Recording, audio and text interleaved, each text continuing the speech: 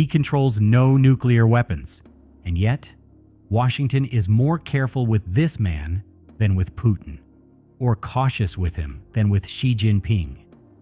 Mohammed bin Salman, Crown Prince of Saudi Arabia, a desert kingdom of 37 million people, and somehow a silent threat to the most powerful nation on earth. The threat isn't military, it's not terrorism, it's not even political.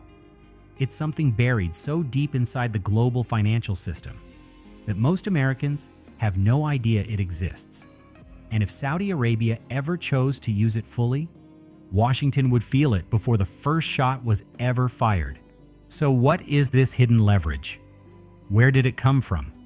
To understand that, we need to go back to a single secret meeting on a warship in 1945, where the deal that built the modern world was quietly made. February 14, 1945. Franklin Roosevelt boards a warship called the USS Quincy. He's just finished meeting Churchill and Stalin at Yalta. Now he's meeting a desert king who had never left his own country, King Abdulaziz Al Saud, the founder of modern Saudi Arabia. They met in the middle of the Suez Canal, quietly, away from the press, and what they agreed to, informally, without a signed treaty, would shape the world economy for the next 80 years. The deal was simple. America would be the security guard. Saudi Arabia would keep the lights on. Oil flows to the world. The US guarantees the kingdom's survival. Now here's the detail most people don't know. There is no formal Quincy Pact, no document with that name. But the declassified memorandum of conversation, recorded in US State Department archives, confirms every key element: security guarantees, oil access, regional influence. It's all there, hidden in plain sight. Then in 1971, Nixon ended the dollar's link to gold. Suddenly, the dollar had nothing backing it except trust. So Washington and Riyadh deepened the arrangement. Saudi Arabia would price its oil in US dollars. Every country needing oil, which was every country, had to hold dollars to buy it. And Saudi recycled its profits back into US Treasury bonds. This became the petrodollar system. And today, roughly 80% of global oil transactions still happen in dollars. A single meeting on a warship helped underwrite American economic dominance for nearly a century. But this isn't just history. Right now, today, this arrangement gives Saudi Arabia a kind of leverage that even nuclear powers don't have. When Russia invaded Ukraine, the West froze hundreds of billions in assets overnight. When tensions with China escalate, America reaches for export controls and tariffs. But when Saudi Arabia does something Washington deeply disapproves of, the response is always careful, measured, diplomatic. Why? Here's the analogy that makes it click. The global economy is a hospital. Oil is the electricity keeping every machine running. Saudi Arabia isn't just a supplier, it's the hand on the master switch. That's what makes it a swing producer. It can flood markets to ease price spikes. It can cut production to prevent collapse. In recent years, Saudi voluntarily cut 1 million barrels per day, absorbing the cost itself, to stabilize global markets. No other country does that with that speed and scale.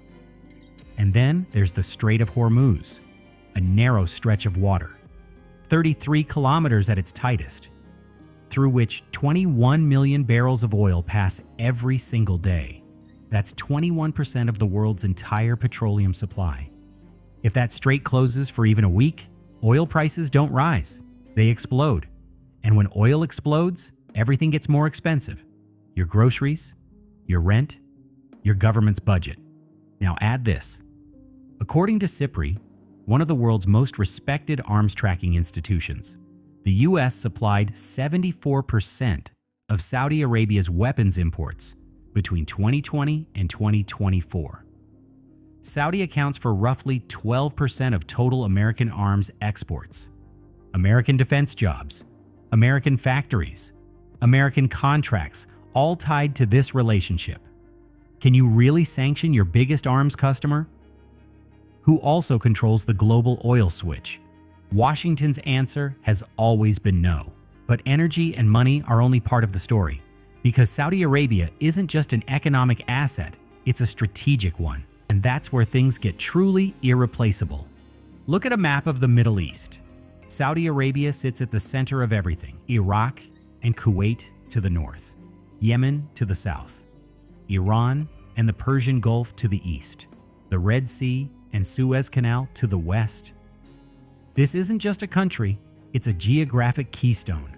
Remove it, or lose it to a rival, and the entire arch collapses. Saudi serves three specific functions for Washington. It's a counterweight to Iran, containing Tehran's regional ambitions. It provides military access, bases, intelligence, rapid deployment capabilities that China and Russia simply cannot match. And it anchors Gulf diplomacy. When Saudi moves, the Arab world watches. But here's what changed. In 2023, China, not the United States, brokered a diplomatic deal between Saudi Arabia and Iran. Two bitter rivals, decades of hostility, resolved through Beijing. Brookings Institution analyst Bruce Riedel, one of America's foremost experts on this relationship, has written about how this moment revealed something new. Saudi Arabia is no longer a passive client of American foreign policy. It's an active, independent player, talking to everyone, fully committing to no one. Think of it like a chess player who refuses to join either team and sells strategic advice to both sides.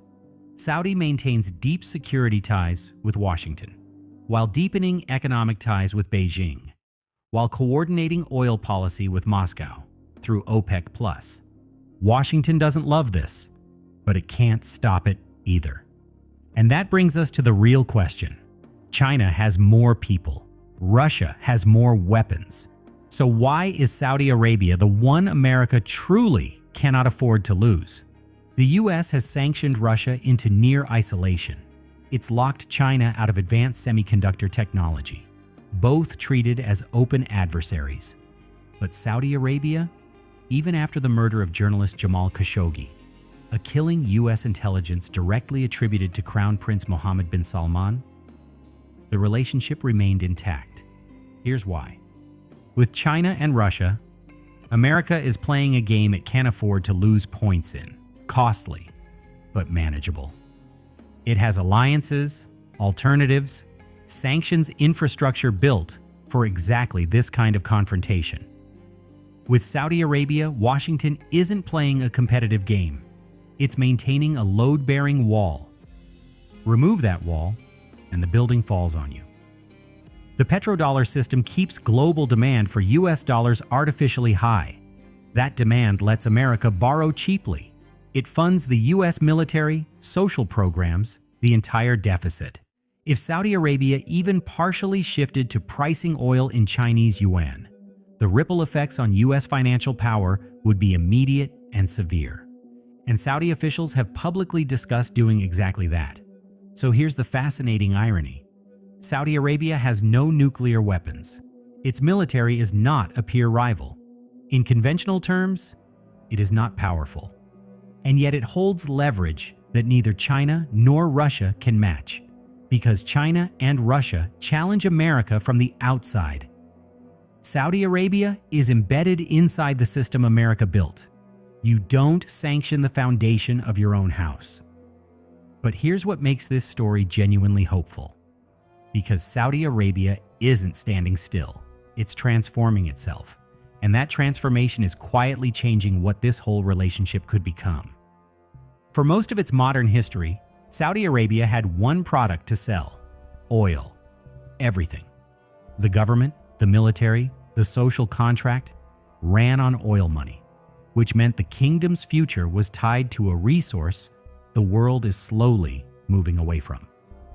Mohammed bin Salman understood this existential problem, and in 2016 he launched Vision 2030, build a tourism industry from scratch, develop technology and entertainment sectors, attract foreign investment in AI, cloud computing, and renewable energy.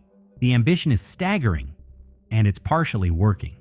Saudi recently signed major investment deals with American technology companies. Its non-oil economy is growing. This matters because of Saudi Arabia earning revenue from technology and tourism, not just oil, becomes a different kind of partner, one with broader shared interests, one where the relationship can evolve beyond cold transactional logic. And zoom out even further. What Saudi Arabia is doing, security ties with Washington, economic ties with Beijing, coordination with Moscow, isn't betrayal. It's actually a model for navigating a world where no single country dominates everything. The old world had one superpower calling the shots. The emerging world has several major players, each with strengths, each with limits. The countries that thrive will be the ones that build bridges rather than permanently pick sides. We started with a question. Why does Washington tread more carefully with Saudi Arabia than with nuclear-armed China or Russia? Now you know. It's not fear of Saudi military power. It's a web of energy, finance, geography, and history, so tightly woven that pulling any single thread risks unraveling everything. That web was built on a warship in 1945, reinforced through petrodollars in the 1970s. It survived oil shocks, wars, and assassinations. As Saudi Arabia remakes itself for a post-oil world, that web is being rewoven into something new. Watch what happens in Riyadh over the next decade, because what happens there won't stay there. So that's all for today. I hope you enjoyed this video. If you do, then please subscribe and like this video.